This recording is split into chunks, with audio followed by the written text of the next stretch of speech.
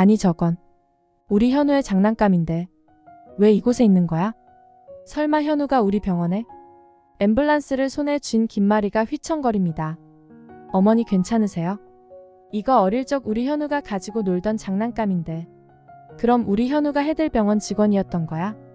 혼잣말을 하는 김마리에게 진나영이 말합니다. 어머니 저 장난감 가져다 놓은 사람 제가 봤어요. 정말이니? 네 어머님. 그게 누구니?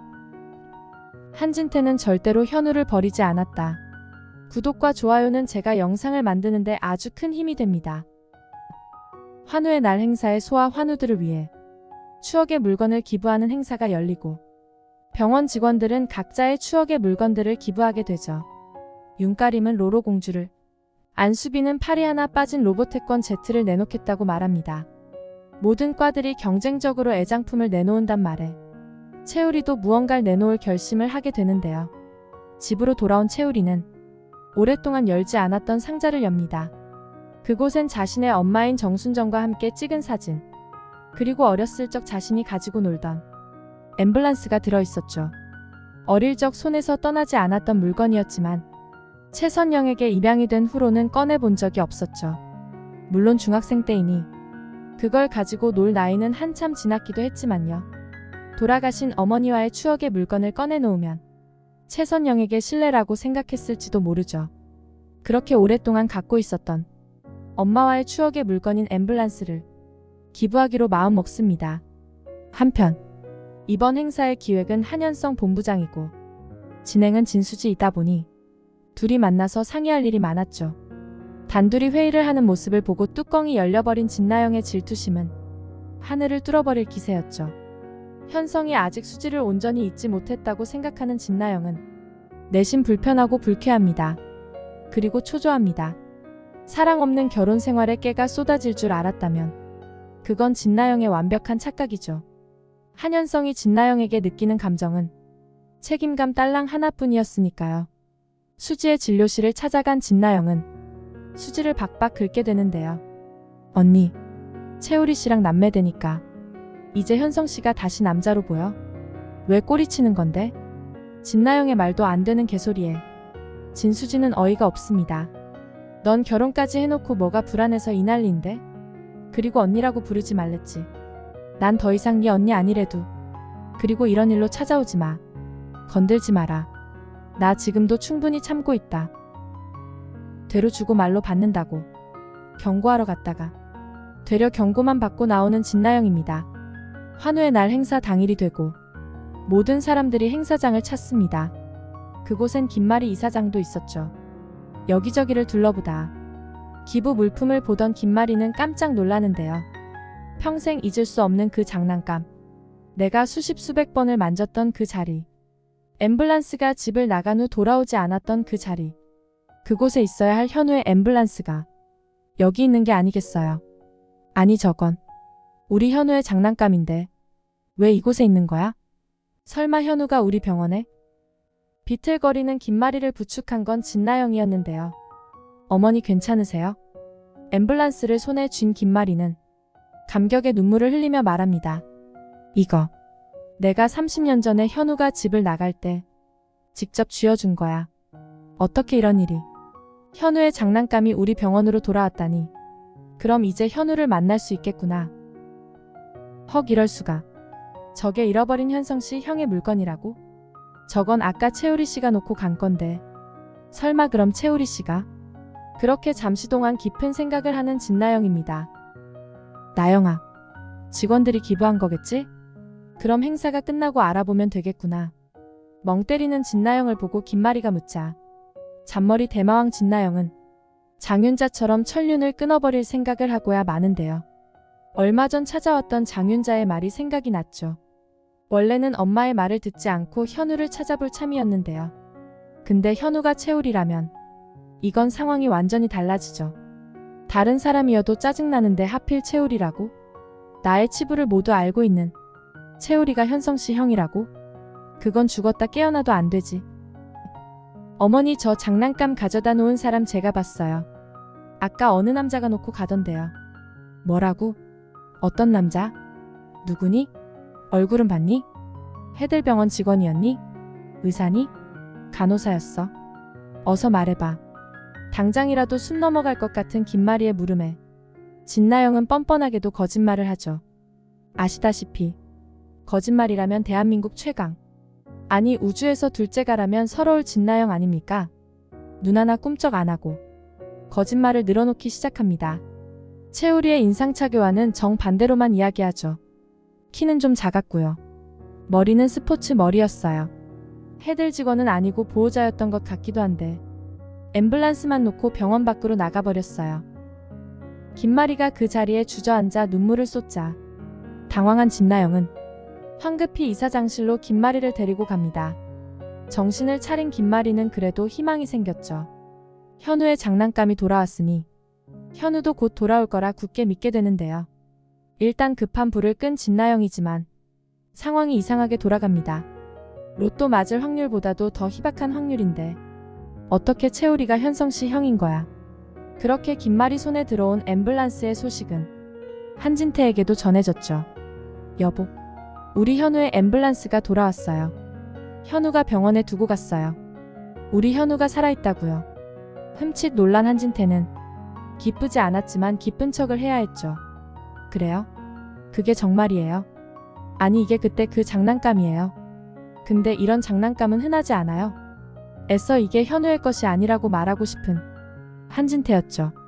하지만 너무 오래된 기억이었을까요? 한진태는 잊고 있었는데요. 여보 무슨 소리예요? 이거 미국 출장 갔을 때 미국에서 사온 거잖아요. 한국에서는 발매한 적도 없는 물건이라고요. 또 다른 게 한국에 있을 리도 없지만 이게 현우의 것이 아닐 리도 없어요. 아차차. 너무 오래된 기억에 한진태 자신도 잊고 있었죠. 이거 큰일입니다. 현우가 가까이에 있는 게 분명합니다. 서둘러야겠어요. 김마리보단 내가 먼저 현우를 찾아야 했죠. 다시 한번 서랍 속에 감춰둔 정순정의 기록을 읽어보던 한진태는 정순정의 사망 날짜를 확인하고 그의 아이를 찾아 나섭니다. 고아가 되었을 그녀의 아이가 갔을 것으로 추측되는 해들 요양병원과 같은 소재의 고아원들을 수소문하게 되죠. 사실 한진태는 어린 현우를 이미 찾았었지만 일부러 숨겼죠. 지금까지의 내용을 토대로 정리해보자면 한진태가 그토록 외치는 나는 버리지 않았다는 말은 사실일 수도 있습니다. 정순정의 차트를 보면 정순정이 처음으로 해들병원을 찾은 날은 1994년 4월 13일이었고 그날은 현우가 실종된 날입니다. 정순정은 그날 암 진단을 받습니다. 병원을 나갈 무렵 혼자 놀고 있는 이쁜 현우를 발견하고는 아무 생각 없이 집으로 데려오고 말죠. 처음엔 경찰서에 데려갈 요량이었지만 애가 어찌나 이쁘고 귀엽던지 이상한 마음을 품게 되었죠. 그렇게 현우는 5살 때부터 정순정의 아들로 살게 되었는데요. 정순정이 죽던 9살까지 말이죠.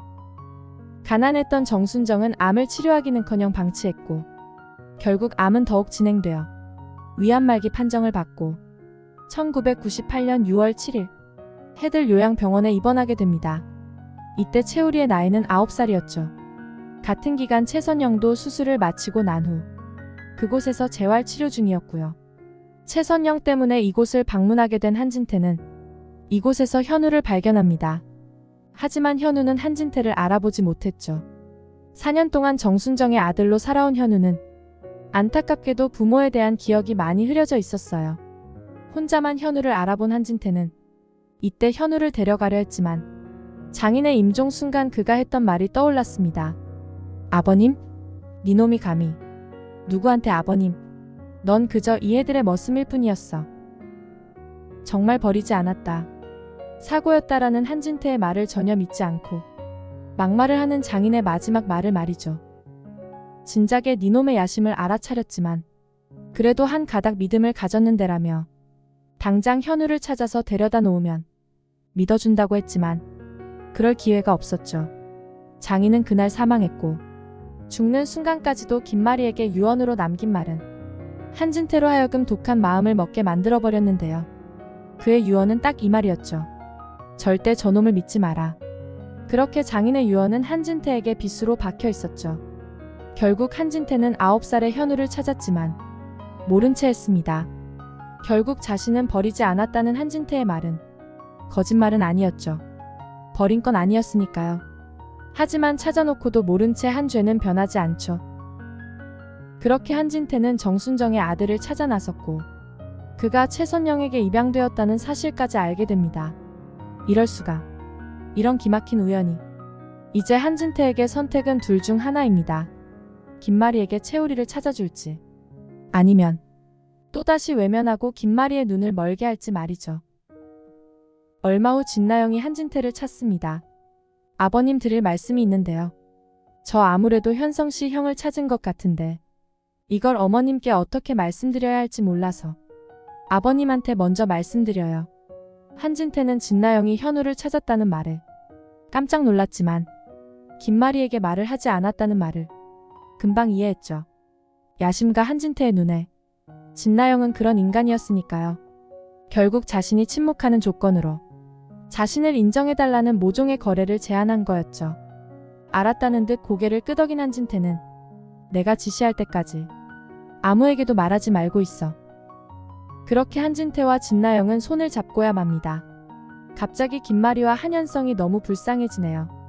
과연 두 사람의 공조가 성공할 수 있을까요? 세상에 영원한 비밀은 없는 법인데요. 김마리도 점점 그날의 진실에 가까워져 가고 있었죠. 현우 실종을 수사하던 은퇴한 형사가 다시 정보를 수집하고 수사를 진행하기 시작했죠. 한편 채우리의 기억은 서서히 돌아올 기미를 보이고 있었죠. 그날 2층 방에서 그리고 정원에서 봤던 풍경들이 잃어버렸던 기억의 조각을 흔들고 있었으니까요. 이제 81화가 진행된 수지 맞은 우리 4화가 연장되어서 124화가 결말일 텐데요. 과연 김마리 채우리 모자의 상봉은 언제쯤 이뤄질까요? 진나영과 장윤자의 천벌은 언제부터 시작될런지요. 모두가 바라는 해피엔딩을 기대하며 오늘 영상을 마무리하겠습니다. 끝까지 시청해주셔서 감사합니다. 재미를 위해 각색한 뇌피셜이 포함되어 있으므로 본방송과는 차이가 있을 수 있습니다. 구독과 좋아요는 제가 영상을 만드는데 아주 큰 힘이 됩니다. 오늘도 행복하세요.